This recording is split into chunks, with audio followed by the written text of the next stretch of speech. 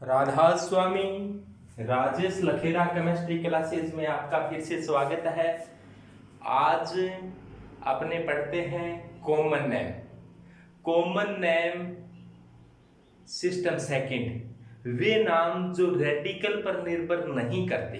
Radical का मतलब जैसे मैथाइल, एथाइल, प्रोपाइल, ब्यूटाइल, इनका सीधा नाम नहीं दिया जा सकता।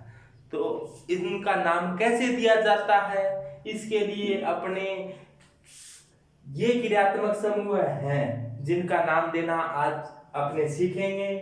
इन क्रियात्मक समूह की खास बात ये है कि प्रत्येक में कार्बन है, तो ये कार्बन भी क्या होगा, शामिल होगा नाम में। इसके लिए अपने को इनके अनुलग्न याद करने पड़ेंगे। कॉमन नेम के अनुलग्न है ये, अपने कंपेयर कर सके आईयूपीएससी के अनुलग्नों के साथ कॉमन नेम के अनुलग्न, इसीलिए आईयूपीएससी के अनुलग्न हमने लिख दिए हैं। लेकिन अपने अभी कॉमन नेम पढ़ रहे हैं तो कॉमन नेम वाले ही अनुलग्न काम आएंगे, आईयूपीएससी वाले अपने साथ के साथ याद हो जाएंगे। इसके साथ साथ अपने को कार्बन की संख्या के आधार पर मूल नाम क्या दिया जाता है। जैसे आईयूपीएससी में मूल नाम में एक कार्बन है तो मेथ, दो कार्बन है तो एथ, इस प्रकार से नाम दिया जाता है ना। Meth, eth, prop, but, pent, hex, hept, oct, non, dec, undec, dodec, tridec, tetradec, pentadec, hexadec, इस प्रकार से नाम दिए जाते हैं। अपने इसमें कॉमन नेम के अंदर ये ज्यादा तो नहीं होते, लेकिन 5-6 कार्बन तक होते हैं। कार्बन संख्या 1 है तो इसे कहेंगे अपने फोरम। कार्बन संख्या 1 है तो इसे फोरम कहेंगे। किसमें? कॉमन नेम सिस्टम सेकंड, और क्रियात्मक समूह है ये। यदि कार्बन संख्या 1 है तो इसे फोरम, कार्बन की संख्या 2 है तो इसे एसिड, कार्बन की संख्या 3 है तो प्रोपियोन, 4 है तो ब्यूटर, 5 है तो वेलर, इस प्रकार से दिए जाते हैं। तो इस प्रकार से आप बोलो form, acid, propion, butyr, valer. Form, acid, propion, butyr, valer. इसके साथ साथ ये 3 कार्बन है और एक डबल बंद हो तो इसे एक्रिल कहा जाता है। 3 कार्बन हो, एक डबल बंद हो। इसी प्रकार से 4 कार्बन है, बीच में डबल बंद है तो इसको कहा जाता है क्रोटोन। क्रोटोन ये बहुत इंपॉर्टेंट नाम है। आज की क्लास बहुत अच्छी साबित होने वाली है, ये नाम को क्लियर कर रख देगी।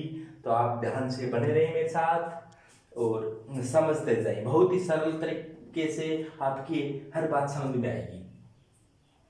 इसके लिए COOH इसका नाम होता है कार्बोक्सिलिक एसिड ग्रुप। इसका आईयूपीएससी तो कहती है कि अनुलग्न लगाओ ओइक एसिड का, आईयूपीएससी कहती है ओइक एसिड लगाओ, लेकिन कॉमन नेम में इक एसिड लगता है, ओ नहीं लगता। ओइक एसिड, इक एसिड, ध्यान देना इसमें सिंपल इक एसिड है न कि ओइक एसिड।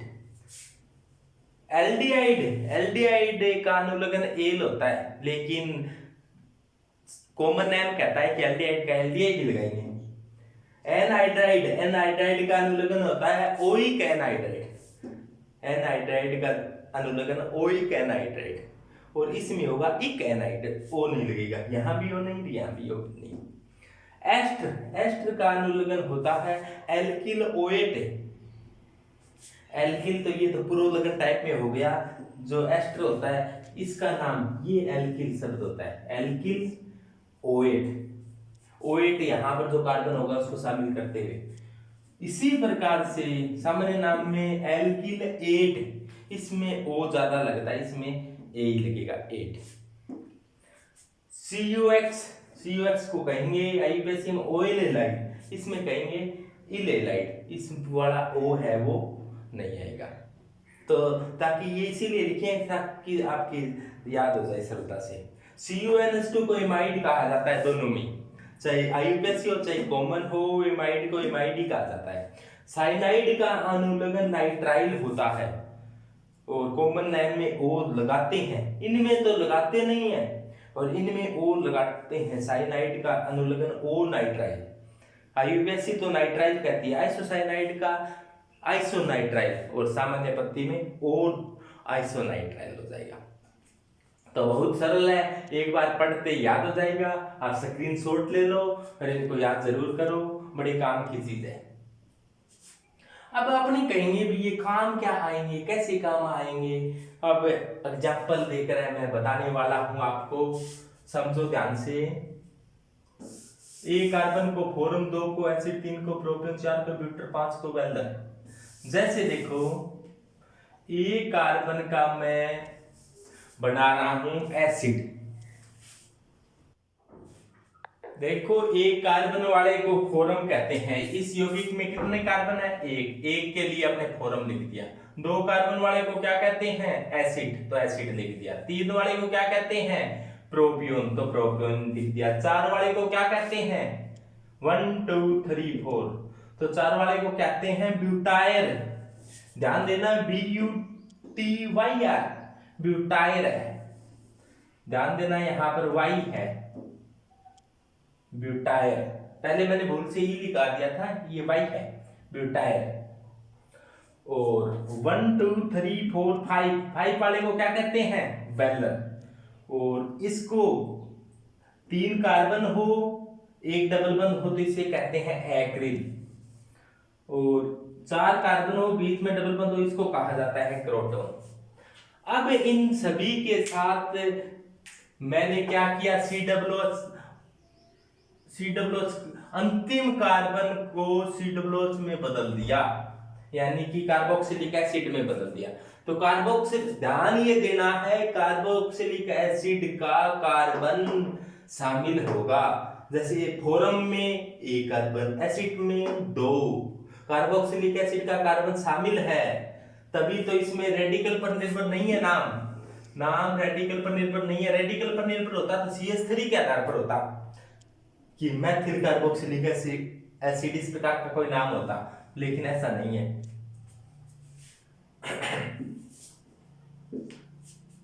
अब देखो COOH का अनुलग्न, देखो कॉमन नेम सिस्टम में COOH का अनुलग्न होता है इक एसिड।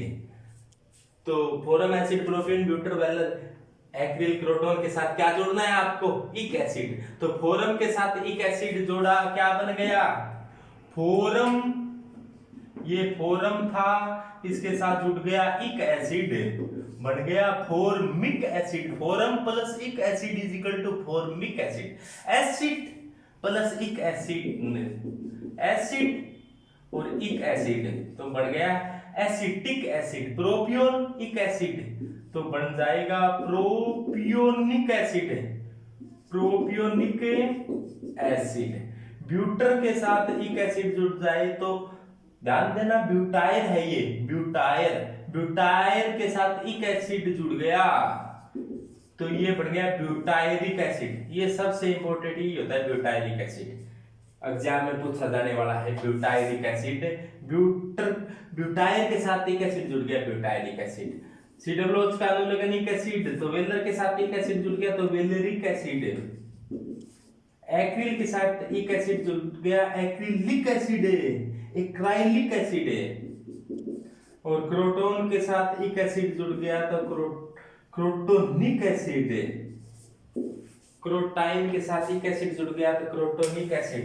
ये स्पेशल पूछे जाने वाले क्वेश्चन है, बहुत ही इंपॉर्टेंट। एग्जाम में ऐसे पूछा जा चुका है कि आपको इस प्रकार का सूत्र दे दे, या फिर आपको कहेंगे एक्राइलिक एसिड का आईयूपीएसी नाम बताओ, तो सबसे पहले एक्राइलिक एसिड का सूत्र लिखना आना चाहिए, फिर आईयूपीएसी नाम बताओगे। सूत्र लिखा है तो आईयूपीएसी नाम बहुत सरल है। इसी प्रकार ये क्रोटोनिक एसिड है, तो आईयूपीएसी नाम तो बहुत ही सरल होते हैं। Meth eth prop two en 1 oic acid, prop meth eth prop 2 पर en prop 2 en oic acid 1 2 3 4 1 2 but 2 en oic acid. तो इस प्रकार से आईयूपीएसी नाम तो दिया जा सकता है, लेकिन आपके सूत्र ध्यान होना चाहिए। सूत्र आप एक बार इसको आराम से लिख कर देख लोगे तो सूत्र याद हो जाएगा। बहुत ही सरल काम हुआ कि ये याद है ना आपने कि एक कार्बन वाले को फोरम, 2 वाले को एसिड, 3 वाले को प्रोपियोन, 4 वाले को ब्यूटाइल, 5 वाले को वेल्डर, 6 वाले को एक्रिल, 5 वाले को वेल्डर, इस प्रकार की कंडीशन वाले को एक्रिल और इस प्रकार की कंडीशन वाले को क्रोटोन कहते हैं। जो भी आगे लगाया, जैसे अब तो COOH लगाया तो एक एसिड लगाया, यदि CHO होता तो क्या लगाते, एल्डिहाइड। CHO होता तो क्या लगाते, एल्डिहाइड। जैसे देखो फोरम के साथ यहां पर होता CHO तो क्या आप लगा देते, एल्डिहाइड, तो क्या बन जाता, फोरम एल्डिहाइड। फोरम के साथ एल्डिहाइड लगा दिया जाए तो बन जाएगा फॉर्मेल्डिहाइड। इसको एल्डिहाइड में बदल दें तो क्या हो गया, एसिड के साथ क्या लग गया, एल्डिहाइड। एसिड के साथ एल्डिहाइड जुड़ गया तो क्या बन जाएगा, एसिटेल्डिहाइड। एसिड और एल्डिहाइड, एसिटेल्डिहाइड। इसी प्रकार प्रोपियोन के साथ एल्डिहाइड समूह जुड़ा हो तो प्रोपियोनेल्डिहाइड, एल्डिहाइड लगाना है बस। तो इस प्रकार से आप इस प्रकार से लिख सकते हो। मैं दोबारा लिख कर बता देता हूं थोड़ा सा। आप ऐसे लिखना कि फोरम, एसिड, प्रोपियोन, ब्यूटाइल,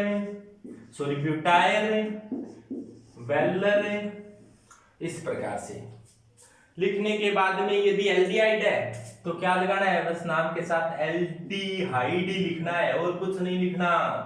एल्डिहाइड है तो एल्डिहाइड ही लिखेंगे और कुछ नहीं लिखेंगे। एल्डिहाइड है तो केवल एल्डिहाइड लिख देंगे, फोरम, एसिड, प्रोपियोन, ब्यूटर, वेल्डर के साथ है। तो एक फोरम कह रहा है एक कार्बन का है, फोरम क्या कह रहा है, एक कार्बन का है। एल्डिहाइड क्या कह रहा है कि एक कार्बन का एल्डिहाइड है और कुछ नहीं। देखो कि एक कार्बन वाले को फोरम कहा, 2 वाले को एसिड, प्रोपियोन, ब्यूटर, वेल्डर कहा। एल्डिहाइड है अब की बार कौन सा है, एल्डिहाइड है।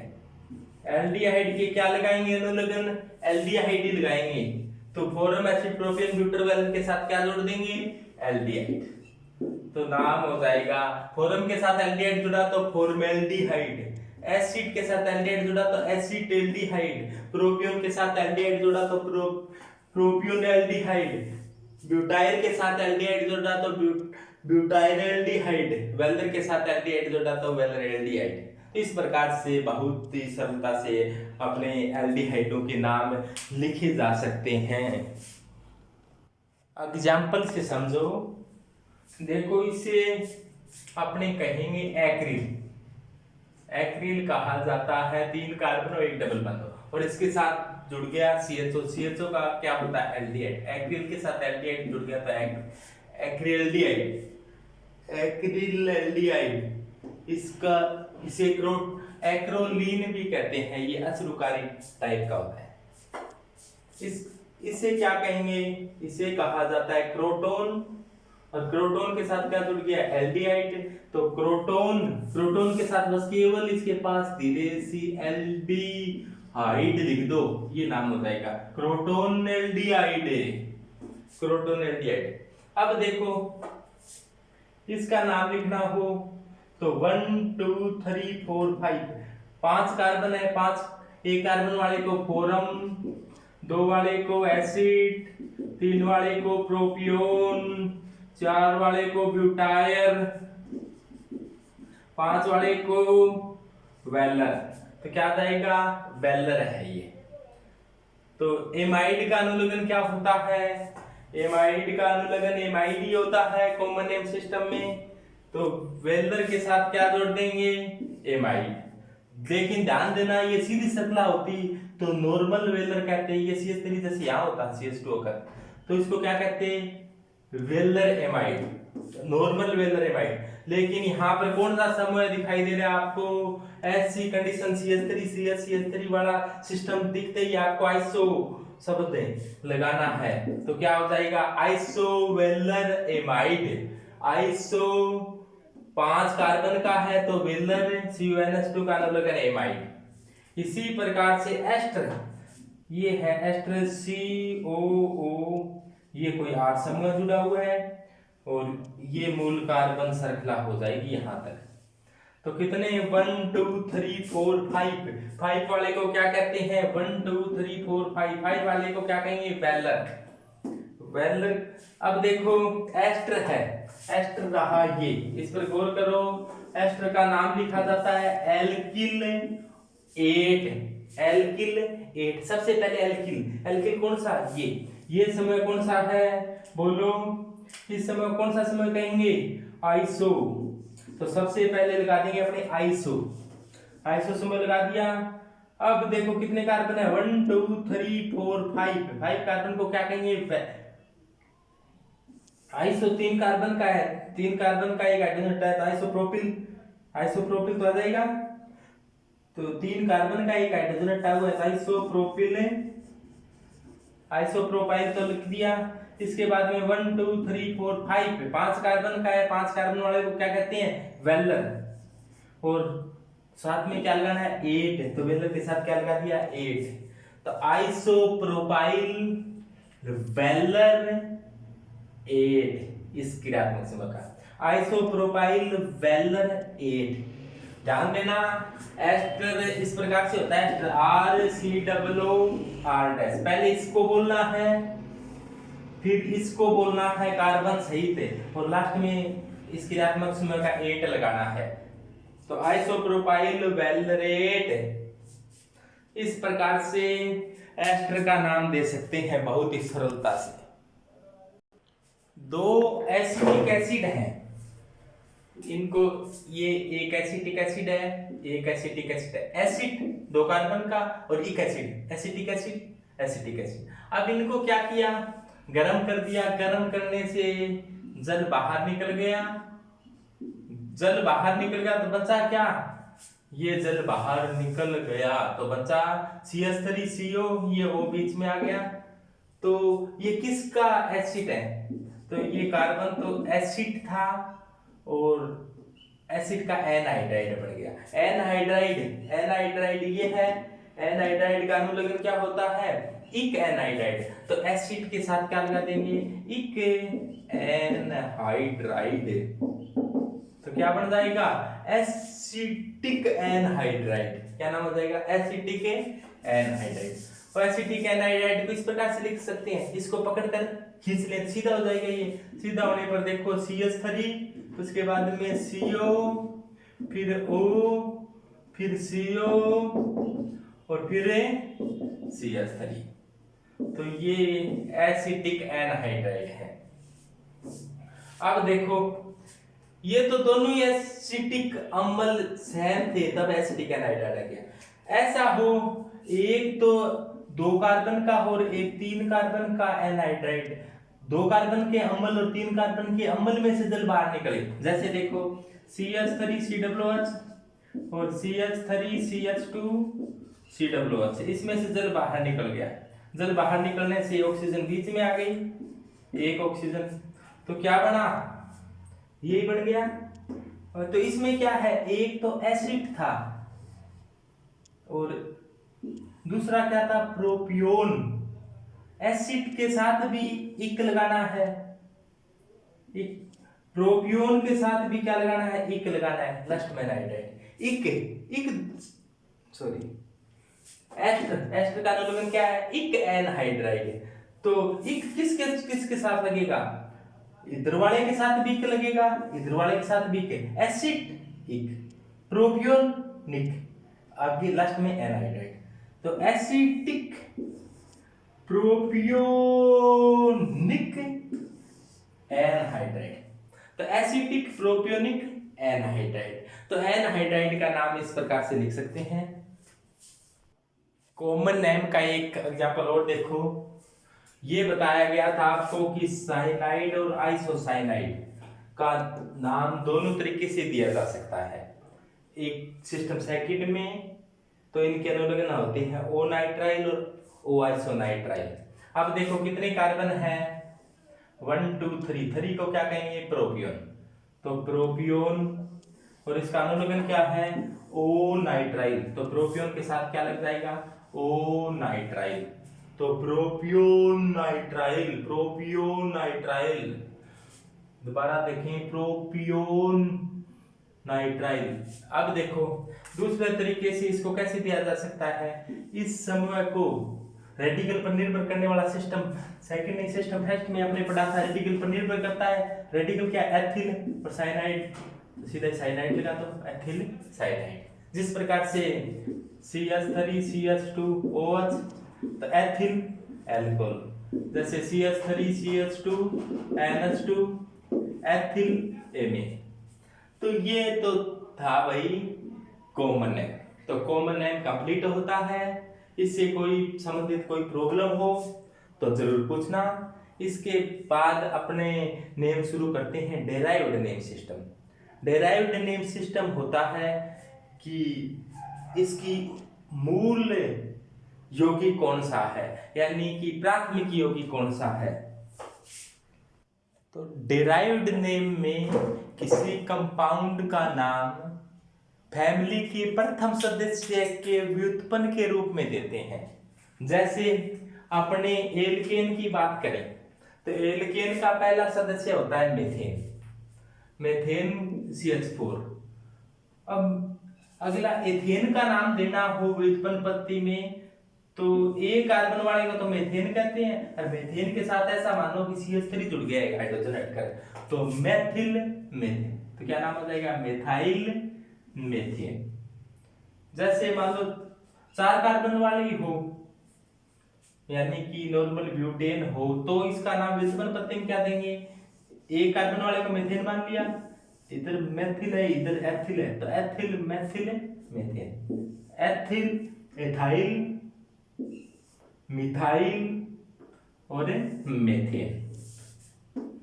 इस प्रकार से इसका नाम क्या होगा आप दे सकते हो, 1 2 3 4, 4 क्या है CH3 है, एक कार्बन है, इसको मीथेन मान लें तो क्या आ जाएगा 4 CH3 है, 1 2 3 4, तो tetra methyl, tetra methyl methane. Tetra 4 के लिए आ गया, ये 4 है क्या, मिथाइल है, और एक कार्बन को मूल को मीथेन मान लिया। तो इस आधार पर दिए जाते हैं नाम, किसके, एल्केन के। एल्कीन के लिए किसका व्युत्पन्न मान, एल्कीन को एथाइलिन का डेरिवेटिव मानकर नाम देते हैं। यानी कि पहला सदस्य एथाइलिन है तो एथाइलिन का डेरिवेटिव मानकर, डेरिवेटिव का अर्थ होता है जैसे कि पहले एथाइलिन थी, अब क्या किया, इसका हाइड्रोजन हटाकर CH3 जोड़ दिया, इसका हाइड्रोजन हटाकर CH3 जोड़ दिया, एक हाइड्रोजन हटाकर और CH3 जोड़ दिया, या मिथाइल समूह, इथाइल समूह, प्रोपाइल समूह, इस प्रकार से जोड़ते गए और एल्कीन लंबी होती गई। उसके आधार पर इसको मुख्य मानकर, एथाइलिन को मुख्य मानकर नाम देते हैं। जैसे देखो ये एथाइलिन थी, अब क्या किया आपने, मान लो कि मिथाइल समूह जोड़ दिया तो एथाइलिन के नाम के साथ ही क्या जुड़ जाएगा, मिथाइल एथाइलिन। जैसे मान लो कि यहाँ पर 2 मिथाइल समूह जोड़ दिया दोनों ओर, तो भी क्या कहेंगे इसे, डाई मैथाइल एथाइलिन।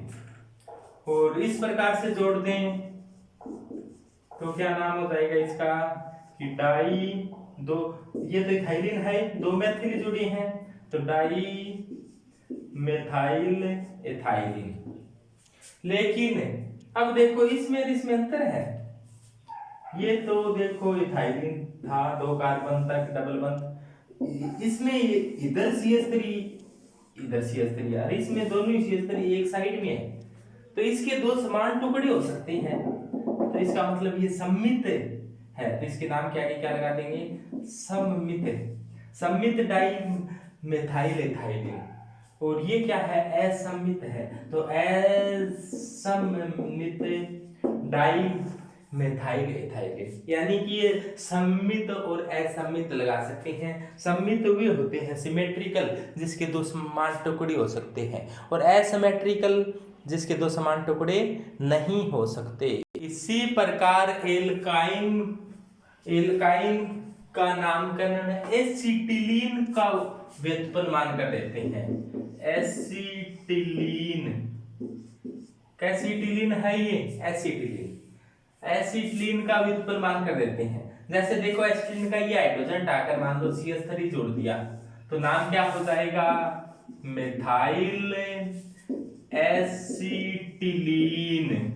क्या नाम हो जाएगा, मिथाइल एसिटिलीन। ये मिथाइल है, इसका नाम व्युत्पन्न पत्ती में एसिटिलीन ही रहेगा, यानी कि डेराइव्ड नेम सिस्टम में इसका डेराइव्ड मानकर, यानी कि ये एसिटिलीन नाम में तो आएगा डेराइव्ड नेम में। जैसे मान लो एक जगह CH3 लगा दिया, दूसरी तरफ हाइड्रोजन हटाकर एथाइल समूह लगा दिया, तो क्या होगा नाम, एथाइल, और ये मिथाइल। अल्फाबेटिक क्रम में ये पहले आता है, तो क्या नाम आ जाएगा, इथाइल, मिथाइल, और है क्या ये, एसिटिलीन है, तो ये नाम हो जाएगा इथाइल मिथाइल एसिटिलीन। तो ये व्युत्पन्न पत्ती में विद्यार्थीगण कृपया ध्यान दें कि मेथाइल एल्कोहल को का व्युत्पन्न मानकर एल्कोहल का नाम दिया गया है, और मेथाइल एल्कोहल को डेराइव्ड नेम सिस्टम में कार्बिनोल कहते हैं। ये ध्यान देना कि मिथाइल अल्कोहल को क्या कहते हैं, इसका नाम क्या है, कार्बिनोल। अब देखो एक हाइड्रोजन हटकर CH3 जुड़ जाए तो क्या आ जाएगा नाम के साथ, मिथाइल कार्बिनोल। एथिल समूह जुड़ जाए तो क्या नाम आ जाएगा, एथाइल कार्बिनोल। तो अब देखो एल्डिहाइड, ये सभी अब तक पढ़े, उसमें पहले सदस्य को आधार मानकर नाम दिए गए, डेराइव्ड नाम पहले सदस्य को आधार मानकर दिए गए। अब हो सकता है कि एल्डिहाइड हो, एल्डिहाइड का पहला सदस्य फॉर्मेल्डिहाइड है, फॉर्मेल्डिहाइड को आधार मानकर व्युत्पन्न नाम नहीं दिए गए हैं, तो फॉर्मेल्डिहाइड से अगला कौन आता है, एसिटल्डिहाइड। एसिटल्डिहाइड को आधार मानकर नाम दिया गया है, तो पहला एसिटल्डिहाइड, एसिटल्डिहाइड में एक हाइड्रोजन हटा दिया, तो क्या एक हाइड्रोजन हटाकर CH3 जोड़ दिया, तो मिथाइल जोड़ दिया, तो मिथाइल एसिटल्डिहाइड। तो एसिटल्डिहाइड के साथ जो भी समूह जोड़ेंगे, चाहे एथिल समूह एथाइल समूह जोड़ दिया तो एथाइल एसिटल्डिहाइड। यहां पर देखो ये तो एसिटल्डिहाइड है, मिथाइल मिथाइल एसिटल्डिहाइड, यानी कि डाई मिथाइल एसिटल्डिहाइड। यानी कि एल्डिहाइड में ये ध्यान रखना है, दूसरा 2 नंबर सदस्य को आधार मानकर नाम दिया गया है। इसी प्रकार एसिड, कार्बोक्सिलिक एसिड में भी दूसरे सदस्य को आधार मानकर नाम दिया गया है, एसिटिक एसिड को। तो इसमें 2 कार्बन का फॉर्मिक एसिड को आधार मानकर नाम नहीं दिया गया, एसिटिक एसिड को आधार मानकर नाम दिया गया। तो पहला सदस्य को एसिटिक एसिड कर दिया व्युत्पन्न पत्ती में, दूसरे आगे जो भी हटाकर लिखा गया उसको पुरोलगन के रूप में लिख दो, तो methyl acetic acid, di methyl acetic acid. तो इस प्रकार से डेराइव्ड नेम है। तो डेराइव्ड नेम आजकल कम ही चलते हैं, ज्यादातर कॉमन नेम और IUPAC नाम ज्यादा चलते हैं। कॉमन नेम के वीडियो जारी कर दिए, कॉमन नेम 1 बार 2 बार देखने से आपके क्लियर हो जाएगा। तो इसके बाद अपने IUPAC नेम का अध्ययन करेंगे। IUPAC नेम बहुत ही सबसे इंपॉर्टेंट होता है, बहुत ही सरल तरीके से IUPAC नेम आपको बहुत अच्छे तरीके से समझा दिए जाएंगे। तो डेराइव्ड नेम कंप्लीट होता है, कॉमन नेम कंप्लीट हो गया। तो अपने मैं Rajesh Kumar Lakhera, assistant professor chemistry Taranagar. तो अपने ये वीडियो हैं जो बनाई गई हैं, अत्यधिक मटेरियल आपको अच्छे से अच्छा मटेरियल देने का पूरा प्रयास किया गया है। और आप वीडियो को 2-3 बार सुनकर देखोगे तब आपको लगेगा कि हाँ मटेरियल बड़ा शानदार है। और एक बार सुनने से आपके एक बार नए ध्यान में आएगी, पहली बार सुनने से ही ध्यान में आ जाएगा, फिर भी आप 2-3 बार इसको सुने और अपने सभी दोस्तों के साथ शेयर जरूर करें और इसको अपने फोन में स्टेटस के रूप में जरूर लगाएं। राधा स्वामी। धन्यवाद।